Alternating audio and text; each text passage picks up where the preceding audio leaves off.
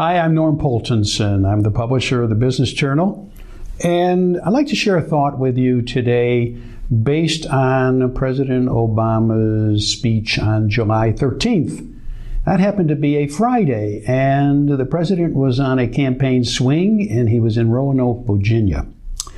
The president apparently doesn't use his teleprompter on these tours, and he gave a 5,000-word speech about the collectivist nature of our society and the fact that we work together. But what struck me and many others, especially in the business community, is a comment that the president made, and I'll quote, where he said, "If you've got a business, you didn't build that, somebody else made that happen." Needless to say, that struck some of us in the business world as not just strange, but frankly missing the point. And let me start with the idea that government obviously has a role and that we do have a collectivist effort in our society.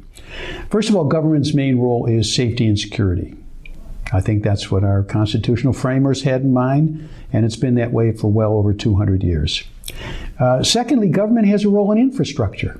If the private sector doesn't build it, there may be a reason why the public sector should build it. And we can go as far back in New York State as Clinton's ditch when he built that in the wilderness and in effect tied New York City to Albany to Buffalo and created the beginning of the Empire State. Obviously, government has to have a set of laws that are fair for everybody and are enforced, because we can't have a society that functions without laws that aren't understood and accepted. And finally, I think government has a role in making sure that our citizenry is educated, because it's clear in a democracy that you need an educated citizenry in order to function. These are all basic needs of our government. So if we're talking collectivism or how our society functions or the role of government, clearly there's a role. But what I was disappointed in is that the president had an opportunity to also celebrate words like entrepreneurs, free enterprise, risk takers. All of that was missing from his speech. I've been interviewing business people for 25 years, and particularly those who have built their businesses, followed a dream, and created something out of nothing. Those are the people I've watched who have struggled. In order to take a concept, they've had to find investment. They've had to create sales out of nothing. They've had to assemble a team in order to make things happen. These are the people who lie awake nights worrying about whether they'll meet payroll, wondering where the sales are going to come from, wondering if they can find enough financing to move to the next stage in their business. These are our risk takers. These are the people who create jobs in our society.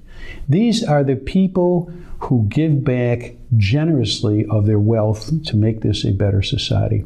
The president clearly had an opportunity to talk about all of that during his speech, but he didn't. And in effect, he denigrated those who built their businesses, who contributed. And where he said we didn't build our bridges or our roads, sure, that's an intergenerational effort that we all share in. But what that means is that government creates a level playing field for all of us. And then we can engage our God-given talents to follow whatever we wish, to pursue whatever happiness we think is in our best interest. I think the president's vision is faulty. I think he's missed what is the driving force in our society that creates the wealth that lets us do all these other things that we want to do.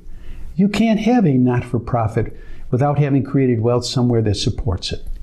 And to have missed the point, to have missed the contribution that entrepreneurs in our society make, I think is at minimum a fault and a huge mistake. This is Norm Poltenson.